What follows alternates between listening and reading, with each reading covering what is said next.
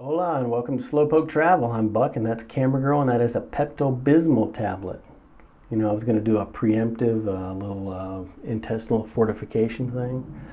But when I got to Santiago, they don't have Pepto-Bismol. So that didn't work out. But that's fine because I have a cast iron stomach.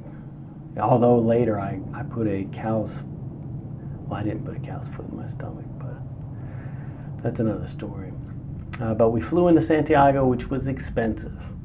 Broke the bank. Santiago is not on the way to anywhere. If you're going to the South Pole, Santiago might be on the way. But otherwise, if you're going to Chile, it's because you're going to Chile. So we landed. Money, money, money! They're plasticky. And then there's like this see-through part. That's like $1.50. So that's 2,000 pesos. That's like $3. And then we've got a bunch of 5,000 peso pieces, and that's like $7 to $8. So that's our Chilean money. Woo! Yeah, now we just have to learn how to use it.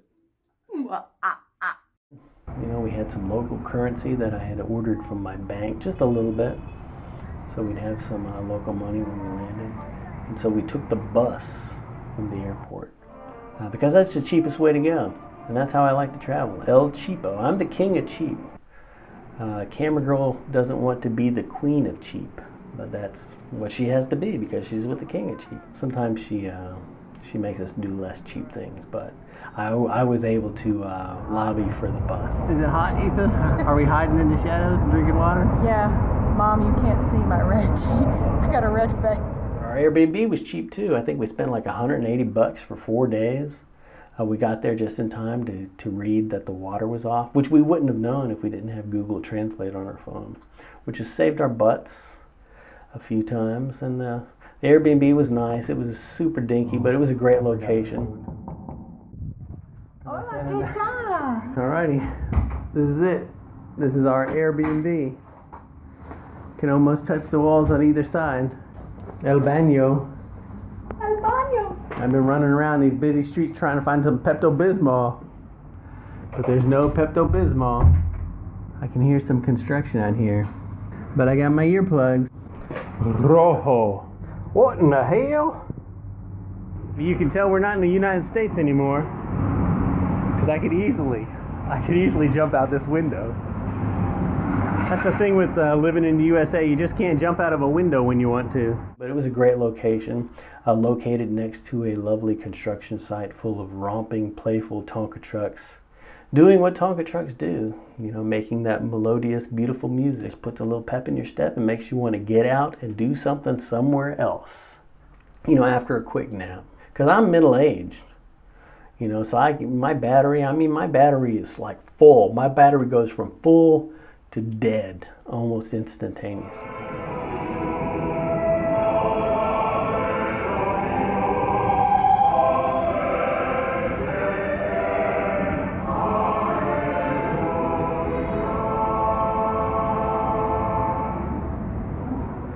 You overheated? Poquito. ¿Dónde está? Santiago, Chile. Hot. It's like 85, 90 degrees, but there's always a breeze blowing. I don't know where it's coming from. South Pole maybe, I don't know. Santiago's in a valley, I guess, and there's some sort of scientific wind thing going on. And in the evenings at night, it gets really cool, so you can open up your doors and windows and it cools everything down. Just perfect weather. But we're finding the city to be a lot like the United States, which I kind of anticipated. I thought it was going to be like Seattle. In fact, I thought it was going to be more expensive than Seattle. But I think we're actually living, you know, our daily costs, you know, with food and dining and entertainment. And I think we're spending a little bit less than we did in Seattle. And then because we're on a 6-week house sit, you know, it was super expensive to get here, but we're not spending anything for the lion's share of our lodging. So it's kind of a wash. You know, if I look at something I think it's expensive, boom, I go on to the next thing. But because we got a house sit here, that put it on the radar. And boy, so far it's just been fantastic. We really love the city. One of the first places we went to, and all this footage is from the first couple days we were here, but one of the first places we went was the Vega Mercado. Where are we at, Camera? Mercado La Vega. which is a giant public market where they have a lot of fruits, vegetables, meats, spices, just everything. And this is where a lot of locals shop.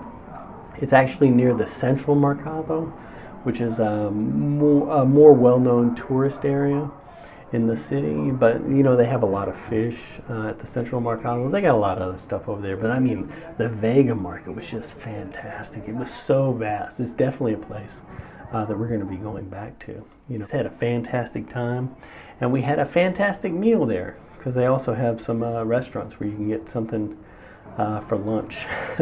And this is where our gringo-ness kind of like made things a little more interesting, because I accidentally ordered a very interesting soup. Agua? Agua.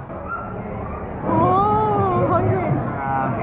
Our lunch, almuerzo, tengo una sopa de pollo, Elisa es Pollo. come pollo. Pore. ¿Ah? Pore.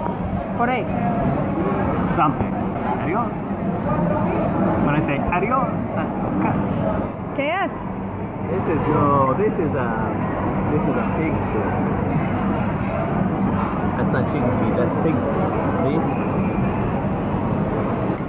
Porcina, see? Not pollo. No, not pollo. It's Carne. No. Porcina, see? Or is it a cow's foot? See? Not pollo. No pollo. Alrighty. What he's saying is this is not traditional. No, but this is more traditional. But this is not traditional. No, that's more, that's chicken and potatoes, see? This is vaca.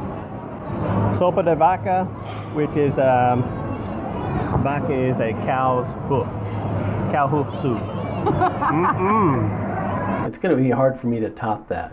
I don't think I'm going to have anything more exotic than cow foot soup while I'm in Chile. Although, you know, that being said, I mean, if you go to the Vega Mercado and you make your way to that little restaurant, you sit down, I cannot recommend the cow hoof soup. You know, as exotic as it looked, it didn't have much of a flavor punch. You know, you have to, because the foot's not going to bring the flavor. You're going to have to bring it some other way. And they were kind of relying on the foot, I think, and the foot didn't do it. They probably needed some chili powder in there.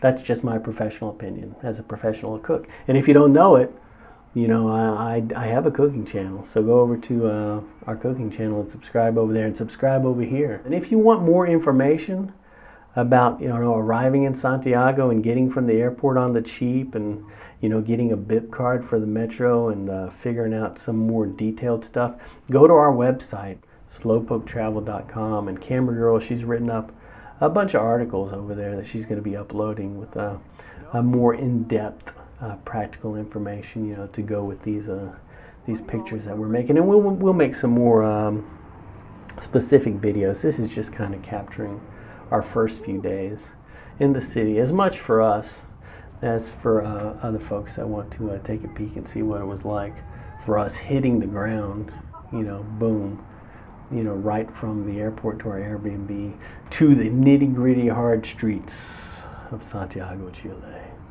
which were actually very nice. We've had a great experience so far, but I think when you're traveling, I think that just kind of naturally tends to happen. You know, if you have a smile on your face and you're nice and you look helpless, people for the most part want to help you. That's been my experience my whole life. I've done a lot of traveling in the United States, and a lot of it has been kind of low budget, you know, seat of my pants kind of traveling. And I've been able to do that because I know that everything's going to work out. That sounds naive, but you know, you got to be optimistic. And we've been traveling now for about a year. In fact, we've been traveling longer than that. You know, we had a house in North Florida, and we sold that, and we went backpacking on the Appalachian Trail, and then we were going to go to Seattle for a year, and we ended up staying in Seattle, you know, for like 5 or 6 years, because it was such a great place to live. And even though we had a pretty comfortable life there and enjoyed the city, you got to do stuff while your knees work, you know. And we're already middle-aged, you know, and there's a whole big world out there, so why not get off our butts and go do something? So, and we had no idea, you know, just a few months ago that we were going to be in Santiago, Chile, but we got this house sit. And that's what we've done. Pretty much since we left Seattle 13 months ago, we've spent almost the entire time house sitting. It's a great way to travel. It's a very economical way to travel, and it's very exciting too because it's like rolling dice. You know, you see a house sit and you apply for it and you get it, and it's like, oh well, there you go. Looks like we're going there. This here is a dessert that Camera Girl bought, and she paid like 30,000 pesos for this, which is, I don't know what that is. It's a lot. You know, 30,000 sounds like a lot. That's the thing with these Latin numbers. And of all the things that I researched and learned, I think that was the number one thing that helped, you know, for us when we first landed here as two gringos with very little Spanish, is knowing a lot of the numbers. That sort of made a lot of the transactions a little bit smoother. Si estamos borracho. I think that means we are drunk. I thought it means we're cheap. Barato. Oh, that's barato. Sí, barato. We are drunk and cheap. Muy feliz. Muy feliz. But hopefully we'll figure out stuff even more as time goes along. This here is a shot. I really like this picture. I didn't expect to be working in Santiago, and technically I'm not working because I didn't get paid, but I landed this sweet gig as a model for a pizza calendar. Thanks for watching if you watched it this far. Thanks for subscribing. If you like our videos, share them and blah, blah, blah. Thanks a lot. We'll see you in the future. Bye-bye.